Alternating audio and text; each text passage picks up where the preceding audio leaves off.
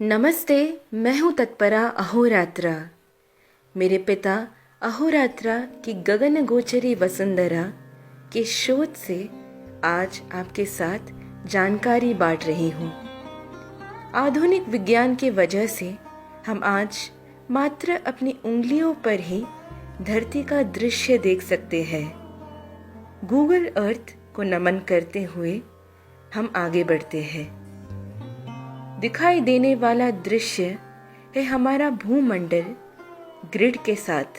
हमारे पूर्वजों ने भूमंडल में मौजूद उत्तर ध्रुव को सोम ध्रुव और दक्षिण ध्रुव को यम ध्रुव का नाम दिया। यही है हमारा यमलोक और यही है हमारा स्वर्गलोक।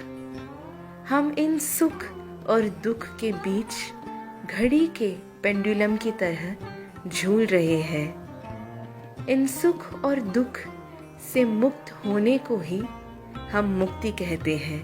हमें हमारे पूर्वजों का एस्ट्रोनॉमी यानी खगोल विज्ञान पता चलेगा। गुजरात के नीचे के हिस्से को उल्टा देखने पर यह गरुड़ आकृति में नजर आता है। आइए देखते हैं कैसे। यही है गुजरात। गरुड़ का मुख पे नजर आ रहा आँख ही है हमारा जूनागढ़। गरुड़ के मुख से जुड़ा हुआ भारत के कन्याकुमारी तक का हिस्सा है इस गरुड़ का पंख। दूसरा पंख अफगानिस्तान से यूएई तक फैला हुआ है।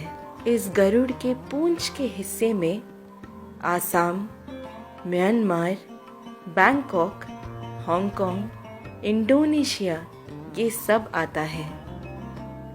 इतना बड़ा गरुड़ ही है श्री विष्णु का वाहन।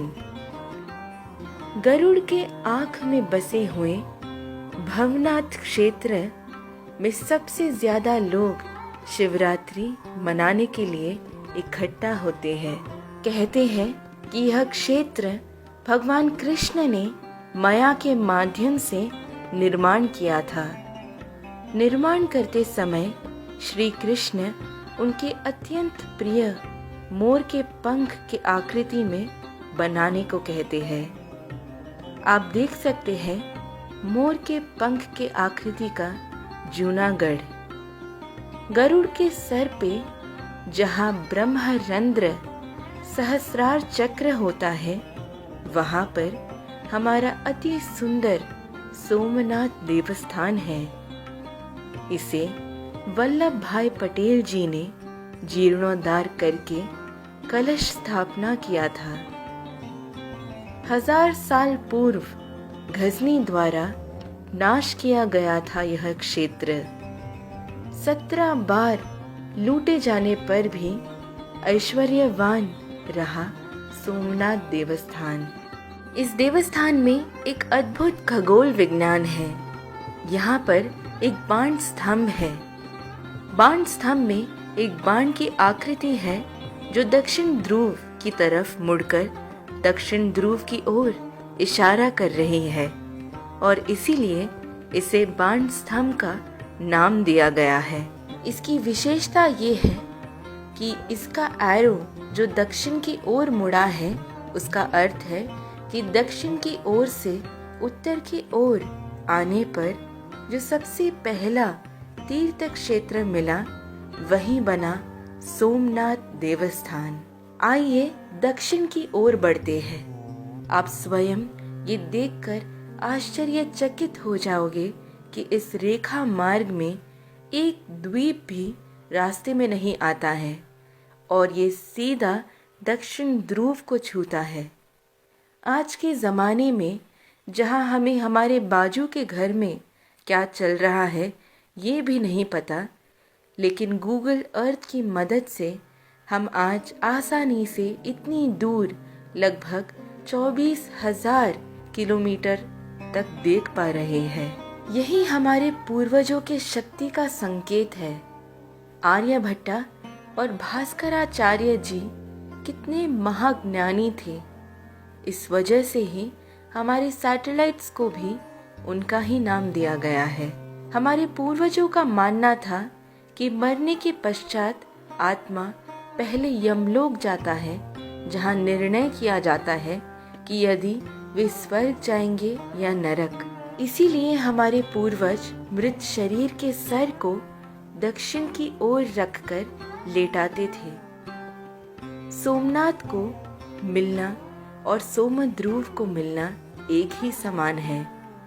भूमि यानी गुड़ और समुद्र यानी नमक। इसीलिए सबसे मीठे फल उगते हैं भूमि पर और नमकीन चीजें समुद्र में। समुद्र और भूमि के मेल से चल रही है हमारी पूरी दुनिया। सोमनाथ की यह अद्भुत लीला पहचानी गई सप्त ऋषि यानी मरीचि, वसिष्ठा, अंगीरसा, अत्रि, पुलस्त्य, पुलह, क्रतु और अगस्त्य ऋषि, ध्रुव ऋषि, हमारे संचारी ऋषि नारदा, राजा ऋषि भगीरथा, विश्वामित्र जैसे कई लोगों के तपों, संचारी, योग और दिव्य दृष्टि द्वारा। यदि आप सोमनाथ देवस्थान जाएंगे तो बाण स्तंभ जरूर देखना। सोना, पत्थर और लकड़ी से बनाया गया यह स्तंभ का जीर्णोद्धार किया था वल्लभ भाई पटेल जी ने। अब देखेंगे कि यमलोक कैसे पहचाना गया। भगवान यमराज का वाहन है भैंसा और ये ठीक भगवान यम की मुख की आकृति का है। गरुड़ के सिर से आते हुए ये रेखा यमराज के सर से आकर मिलता है। भगवान यमराज विराजित है अपने वाहन भैंसा पर। आप भैंसा के आँख, सींग और मुख देख सकते हैं। ऐसे कई और जानकारी के लिए मेरे पिता अहोरात्रा द्वारा लिखी गई पुस्तक गगनगोचरी वसुंधरा को पा सकते हैं। पुस्तक के लिए ईमेल करें tatpara@gmail.com पर। धन्यवाद।